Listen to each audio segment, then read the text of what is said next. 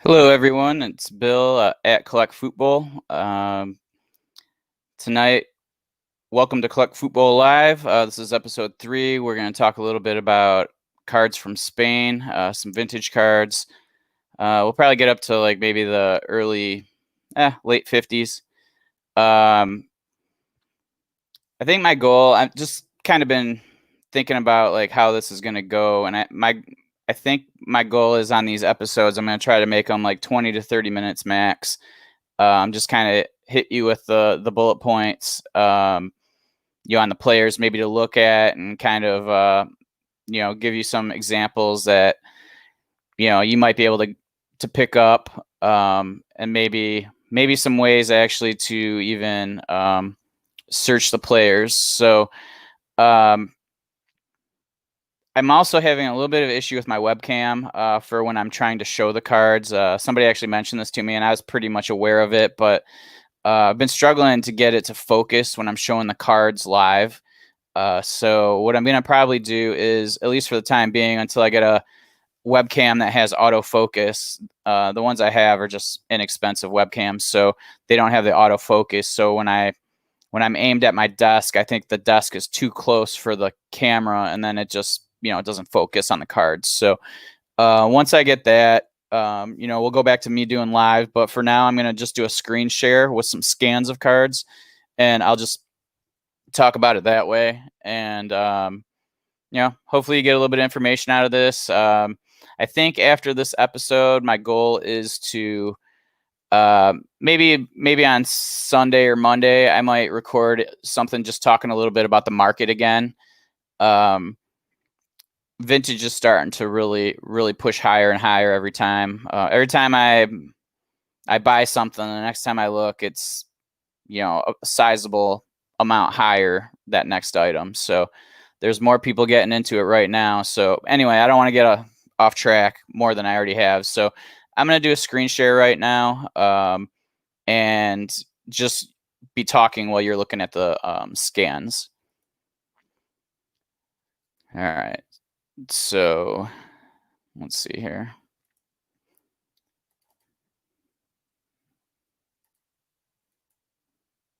Okay.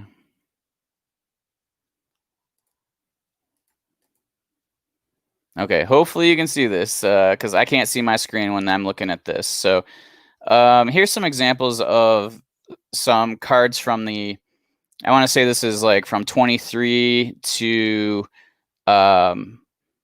like the early 30s. Spanish cards are probably my favorite. I just love the different like designs, the artwork.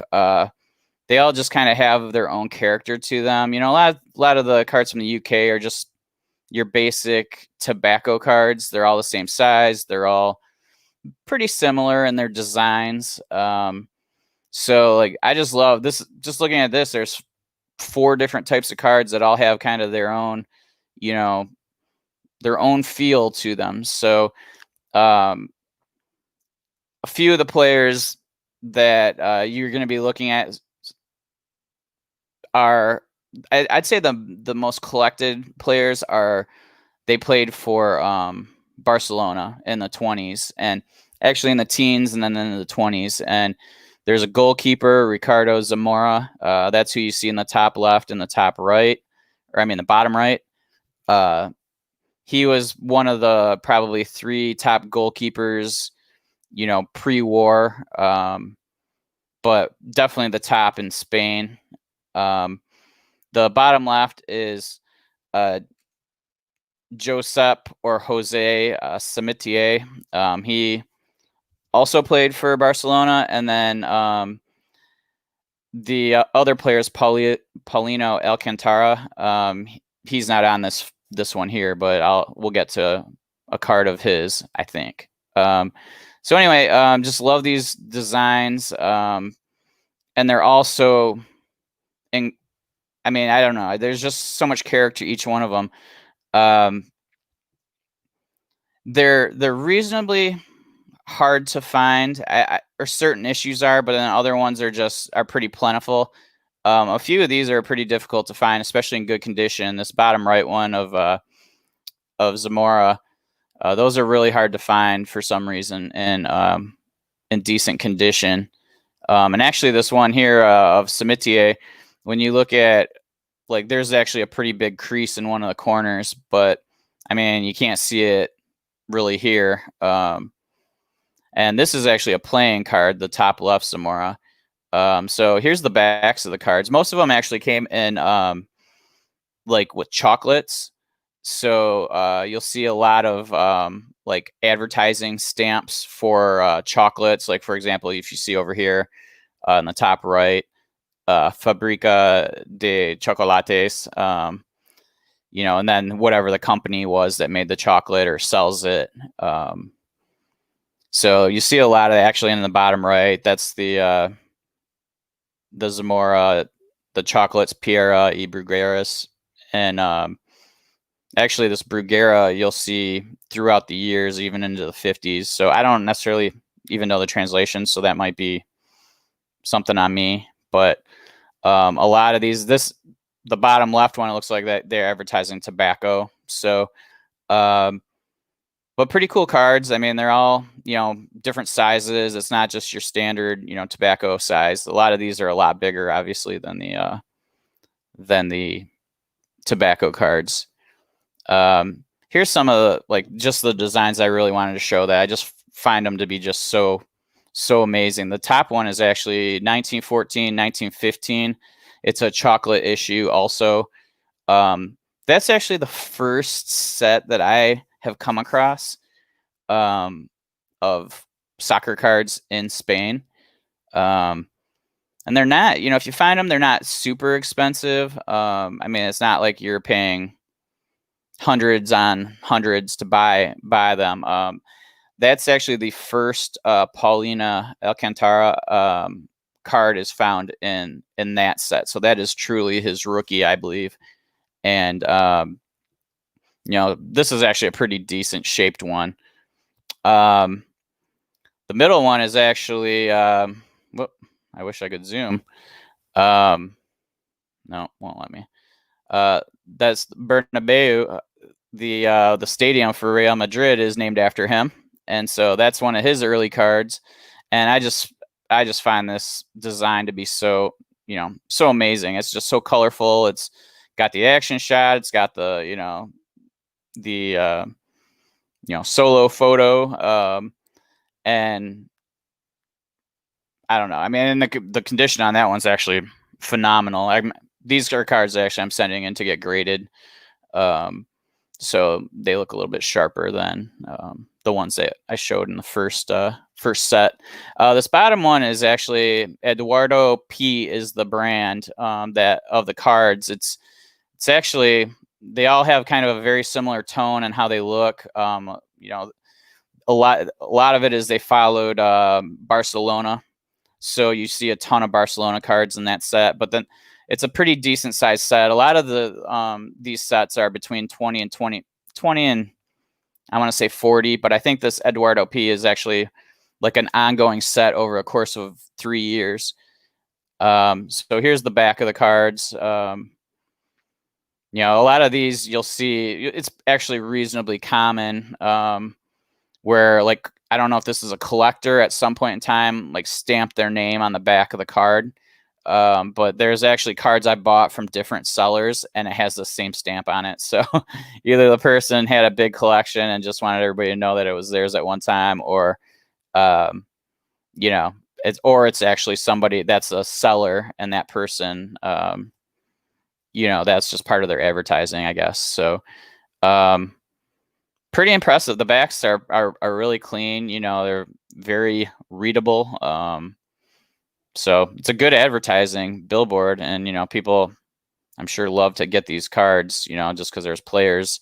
What I always found interesting is that, like, when you look here on the front, a lot of the early cards say football. So I think I might have mentioned that. I mentioned it somewhere, but, like, a lot of the early cards in certain countries, you'll see it called football until they use their own name. You know, actually both of these say football.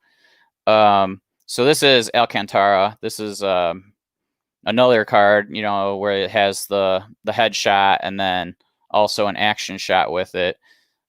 This is probably my favorite card. It's got Alcantara and Zamora, Ricardo Zamora, the goalkeeper, on the same card.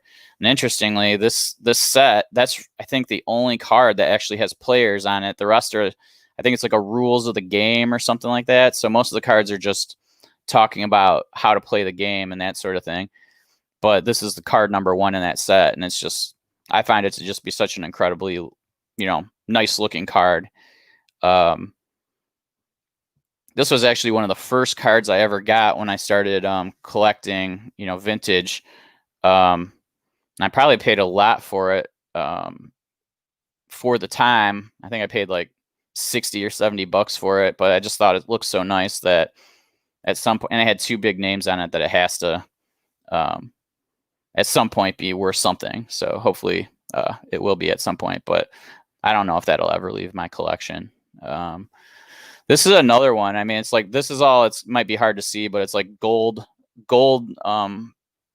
sparkle ink. And then, it's got, again, this is also Alcantara. And then it has like 4 of the players from the team he played against. So when you buy a card, you're essentially getting 5 players on their cards. So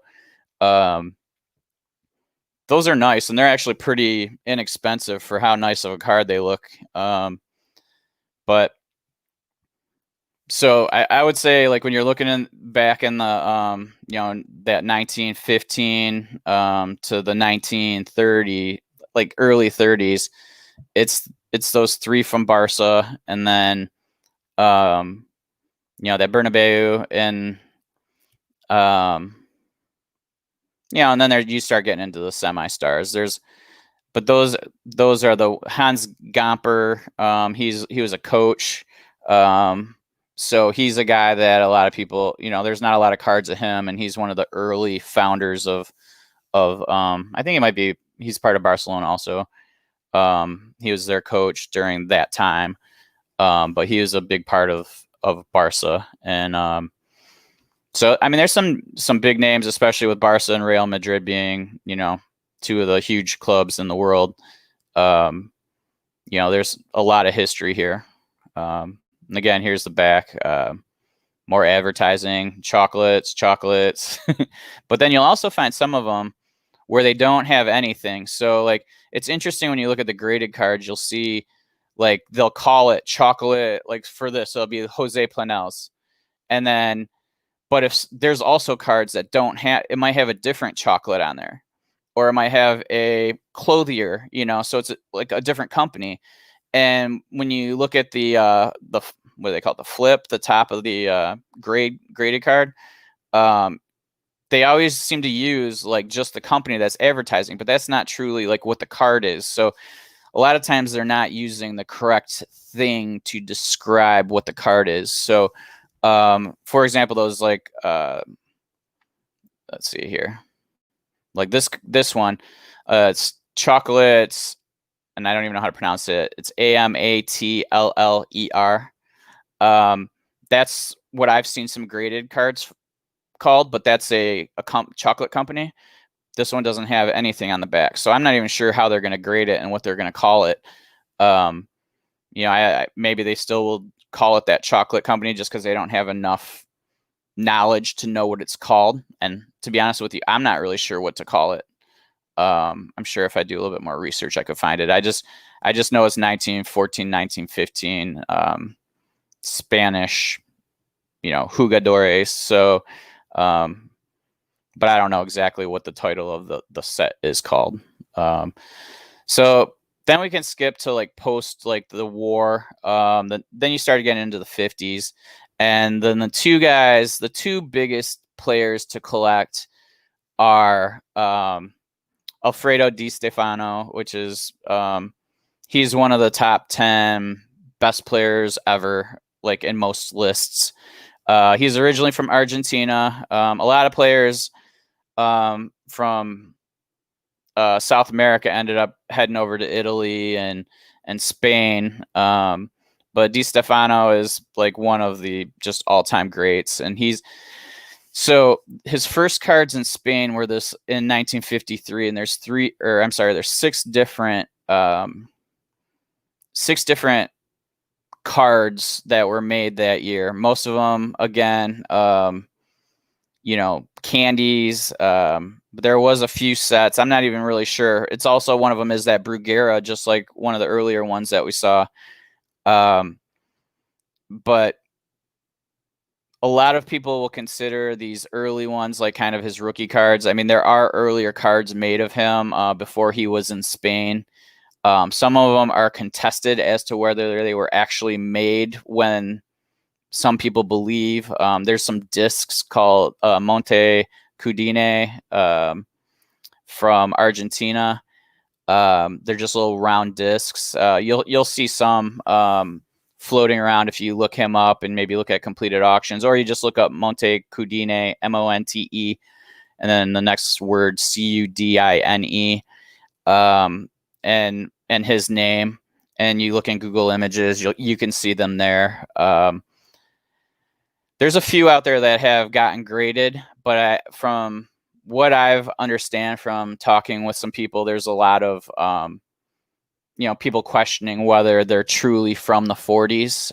They think that they were actually made later on, potentially even into the 60s or 70s, and then now they're just getting pawned off as earlier. And people are paying a ton of money for them. I mean, there was one in the PWCC auction just recently that 2 months ago, I think one sold for like 20 some hundred, and then the last one just sold for like 5,000. So I'm hesitant to spend that money on something like that. I mean, if it ends up being real, I mean, it's going to be worth probably a ton more than that. I just think there's just a lot of risk to be putting into that. I'd rather spend it on maybe these cards that are accepted as his early cards, and truly there's no question as to their date of issue. So Di Stefano is one of the guys that I think, I mean, you cannot go wrong investing in him. Honestly, any of the players that I've mentioned, I don't think there's any way that you can go wrong investing in them. Spanish players aren't quite as hot. At least the ones from the 20s aren't quite as popular as like the British players. So you can still get a discount. You can buy some of these Alcantaras and Samitiers and Zamoras. You can get them for $20, $30, $40. If they were British, I mean, they'd be 10 times what it would cost you for these Spanish cards. So when you get into the players from Spain, South America, a lot of times their names have, accent marks and different markings over the letters. So if you're searching players on eBay, you can either just search it on ebay.com and try it with and without the accent marks or any sort of marks to go along with the letter, and you might be able to find different cards that you're not able to find searching it one way. You might find it the other way. Another way is just go to ebay.es, which is a Spanish site for eBay. And a lot of times you'll find cards listed there that they don't, they may not have marked it as, they're willing to sell it international or ship internationally. So you might be able to find some over there. Just have to ask the seller, if he's willing to ship it to the United States or wherever you're located. And, a lot of times they will say, yeah, no problem. Just postage will be, add $10 or whatever. So there's opportunities there to find cards that you may not find on ebay.com. And actually that's the case for a lot, go around to all the eBays. There's ebay.it for Italy. There's ebay.de for Germany, ebay.nl for the Netherlands. So ebay.fr for France. So, I mean, there's all the eBays, and you can go to all of those, search them, and you'll find cards there that you wouldn't find just on ebay.com. So that is, kind of the glimpse as into Spain. Those are the main guys that I am looking to pick up. Oh, and Ferenc Puskás. He is the last guy. He came over to Spain. He's Hungarian. Most of his earlier cards, he has a card from 1946, an Italian issue, very difficult to find. So a lot of people are never going to end up with that card. Then he has some from the 1954 World Cup, and then his next cards after that are when he joined Real Madrid in like the late 50s. So like 58, I think, was his first year with Real Madrid. So he's the last guy that I would be. Puskás, Puskas. He's one of the top 10, 15 players as well. So those are the main people that I'm looking to add.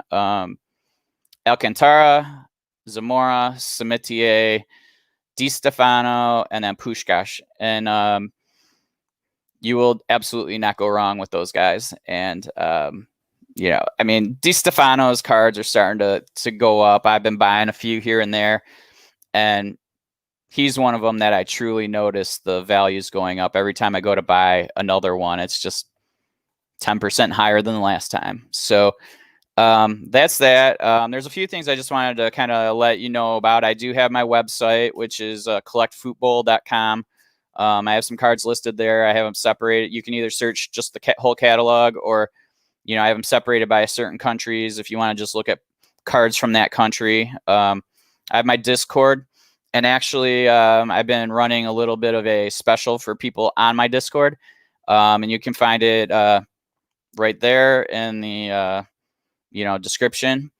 I have some 1958 Bobby Charlton rookies that I've been selling on eBay. Like, I bought a ton of these when I was like, I don't know, it's probably 5, 6, 7 years ago, and for pennies on the dollar. I mean, I've been selling them on eBay for in the range of 150 to 2 and change, but I had 5 that I decided I was just gonna, for the people on the Discord, I was gonna give them the chance to buy for $100 shipped within the US. So there's still 2 available. So if you want to join my Discord, DM me through Discord, and then I'll give you the information as to what you need to do. But I'm selling for $100. There's 2 left, and hit me up.